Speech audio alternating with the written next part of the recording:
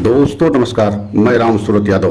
किसी ने सच ही कहा है कि विनाश काले विपरीत बुद्धि, क्योंकि इस बार जिस तरीके से बीजेपी अपने ही दांव में फंसती जा रही है, मतलब जो भी कदम बीजेपी उठा रही है उसमें बीजेपी स्वयं फंसती जा रही है। आपने देखा है कि लोकसभा स्पीकर मतलब ओम बिरला को बीजेपी ने स्पीकर तो बना लिया, लेकिन स्पीकर बनने के बाद ओम बिरला के लिए अब बहुत बड़ी समस्या खड़ी हो गई है, क्योंकि इस बार विपक्ष इतना मजबूत है कि ओम बिरला की मनमानी बिल्कुल सदन में नहीं चल पाएगी। और आपने देखा है कि 10 वर्ष किस तरीके से ओम बिरला ने मनमानी तरीके से सदन चलाया था और एक दिन में 100 सांसद को निलंबित कर दिया गया था। मतलब हमारे आजाद भारत के जो है इतिहास में सदन में ऐसी कार्यवाही कभी नहीं हुई थी, लेकिन बीजेपी भूल गई थी कि इस बार ओम बिरला की मनमानी नहीं चलने वाली है और न ही हमारे इशारे पे ओम बिरला जो है सदन चला पाएंगे, क्योंकि विपक्ष इस बार इतना मजबूत है और प्रतिपक्ष के नेता मतलब राहुल गांधी इतने हमलावर हैं बीजेपी पर। और आप जानते हैं कि राहुल गांधी को लेकर के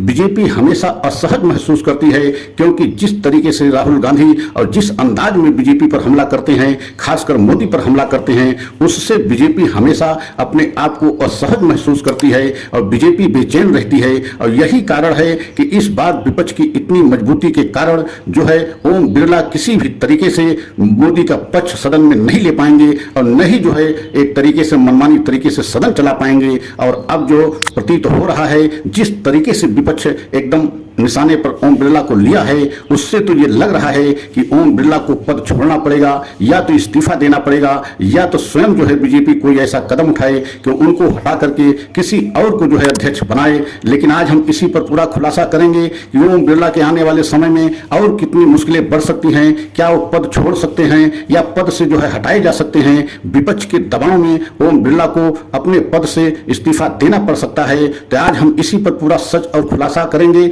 लेकिन अगर आप हमारे चैनल पर पहली बार हैं तो चैनल को लाइक सब्सक्राइब कर लें, वीडियो को अंत तक देखें, क्योंकि वीडियो को अंत तक नहीं देखेंगे तो पूरा सच आपके समझ में नहीं आएगा। तो सबसे पहले आपको यह बताना बहुत जरूरी है कि इस बार बीजेपी 272 जो बहुमत का आंकड़ा होता है उसे नहीं पाई है और 240 का आंकड़ा जो है बीजेपी का है।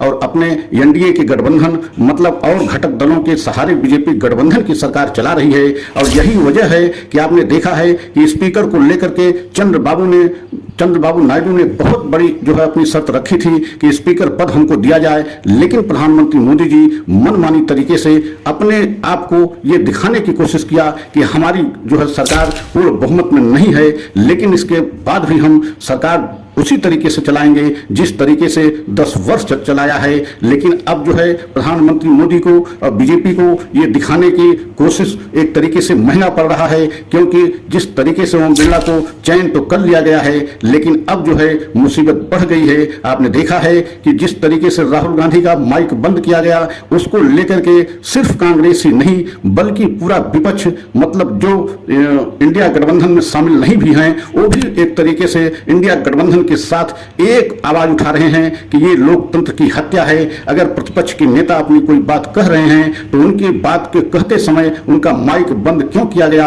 और जो है राहुल गांधी जो बात कह रहे थे वो नीट परीक्षा की धांधली को लेकर के कह रहे थे, तो आप समझ सकते हैं कि लगभग 24 लाख लोग नीट परीक्षा में जो है बैठे थे, लेकिन वह परीक्षा लीक हो गई, उसमें बहुत बड़े स्तर पर धांधली की गई। और उसी पर चर्चा को लेकर के राहुल गांधी सदन में आवाज उठा रहे थे कि इतने हमारे जो है युवा और एक तरीके से देश के भविष्य हैं और इनके साथ किस तरीके से खिलवाड़ किया गया, उनकी परीक्षा में इतनी बड़ी धांधली कैसे हो गई, इसी बात को लेकर के संसद में आवाज उठा रहे थे। लेकिन उसी समय उनका जो है माइक बंद किया गया। तो आप कल्पना कीजिए कि किस तरीके से सरकार एकदम बैकफुट पर चली गई है। सरकार नहीं चाहती है कि नीट परीक्षा की धांधली पर सदन में चर्चा हो, क्योंकि सरकार ये जानती है कि अगर सदन में चर्चा होगी तो सबसे बड़ा नुकसान बीजेपी को होगा, क्योंकि बीजेपी के 10 वर्ष के कार्यकाल में बहुत सारे जो है परीक्षा एक तरीके से लीक हुए हैं। कोई परीक्षा जो स्वतंत्र और निष्पक्ष नहीं हो पाई है। जितनी परीक्षाएं कराई गई हैं सभी परीक्षाओं में पेपर लीक हुआ है और धांधली पाई गई है। यही कारण है कि जो है राहुल गांधी का माइक बंद किया गया, लेकिन अब राहुल गांधी को साथ पूरा विपक्ष खड़ा है और ओम बिरला अकेले पड़ गए हैं और पूरी तरीके से बैकफुट पर बीजेपी चली गई है। देखना यह है कि आने वाले समय में किस तरीके से जो है विपक्ष का सामना सत्ता पक्ष मतलब मोदी जी सदन में कर पाएंगे। लेकिन जिस तरीके से विपक्ष इस समय हमलावर है और विपक्ष के साथ इस समय पूरे देश जो है खड़ा है, कारण यह है कि जो नीट परीक्षा में धांधली हुई है उसके साथ पूरा देश खड़ा है कि 24 लाख जो है बच्चों का भविष्य किस तरीके से जो है एक तरीके से अंधकार में चला गया। और आप जानते हैं कि नीट परीक्षा के लिए कितनी बड़ी तैयारी बच्चे करते हैं और कितना उनका पैसा खर्च होता है, मतलब उनके माँ बाप कितना परीक्षा अपने बच्चों को खर्च करते हैं नीट परीक्षा तैयारी के लिए, तब कहीं जाकर के उस परीक्षा में बैठते हैं। अगर उस परीक्षा में बैठने के बाद, परीक्षा देने के बाद इस तरीके से धांधली पाई जाए तो उसमें सरकार जो है कटघरे में खड़ी होती है। और यही कारण है कि सरकार को लेकर के जिस तरीके से पूरे देश में इस समय चर्चाएं चल रही हैं कि सरकार क्यों नहीं कोई ऐसा कदम उठाती कि इन परीक्षाओं में धांधली न हो पाए। और इसी बात को लेकर के सदन में राहुल गांधी चर्चा के लिए जो है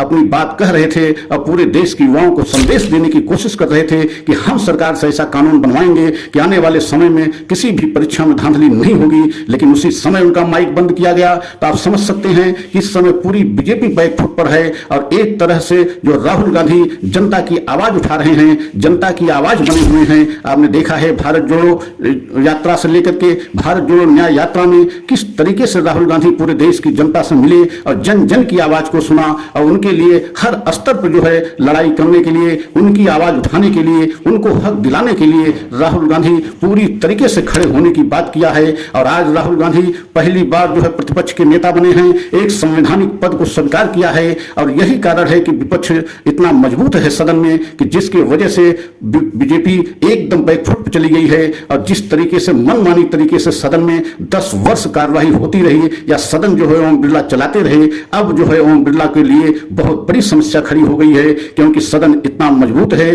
कि ओम बिरला को किसी तरीके से मनमानी सदन में नहीं करने देगा। और आपने देखा भी है कि 10 वर्ष किस तरीके से जो है ओम बिरला अपने हिसाब से सदन चलाया। 100 सांसद को एक दिन में निलंबित कर दिया गया और जो भी कानून जो है बने उस पर चर्चाएं नहीं कराई गई। एक तरीके से सत्ता पक्ष मनमानी तरीके से कानून बनाया, मनमानी तरीके से विधेयक को पारित करा लिया। लेकिन इस बार ऐसा होने वाला नहीं है, क्योंकि इस बार विपक्ष इतना मजबूत है कि किसी भी कीमत पर चाह करके भी ओम बिरला मतलब स्पीकर चाह करके भी कुछ नहीं कर सकते। तो यही स्थिति है कि इस बार जो है प्रधानमंत्री मोदी के लिए, बीजेपी के लिए बहुत बड़ी मुश्किल बढ़ने वाली है। और ऐसा लग रहा है कि पहले ही सत्र में जिस तरीके से ओम बिरला पर विपक्ष हमलावर है और उनको निशाने पर लिया है, उससे तो ऐसा लग रहा है कि बीजेपी को जल्द ही कोई कदम उठाना पड़ेगा और ओम बिरला को हटा करके कोई नया स्पीकर बनाना पड़ेगा। क्योंकि जिस तरीके से ओम बिरला पर सवाल उठ रहे हैं, और सवाल क्यों न उठे, क्योंकि इनका पिछला जो है कार्यकाल बहुत ही एक तरीके से विवादित रहा है। और यही कारण है कि ओम बिरला की जगह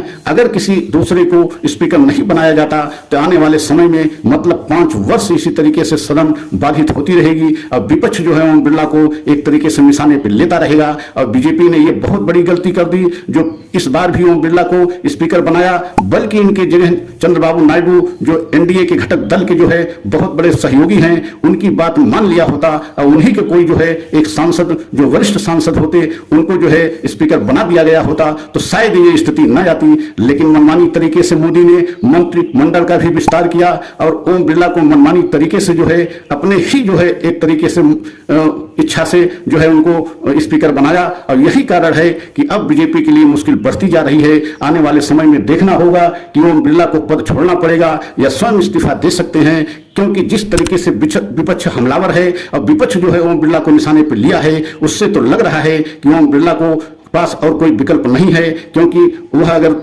अपने कुर्सी पे बने रहेंगे तो विपक्ष हमेशा उनको निशाने पे लेता रहेगा। और यह कारण इसलिए दिखाई दे रहा है कि ओम बिरला हमेशा जो है 5 वर्ष के कार्यकाल में ऐसा कोई जो है सदन में ऐसी कार्यवाही नहीं उन्होंने किया जिससे विपक्ष को उनके ऊपर भरोसा हो। यही कारण है कि इस समय ओम बिरला निशाने पर हैं।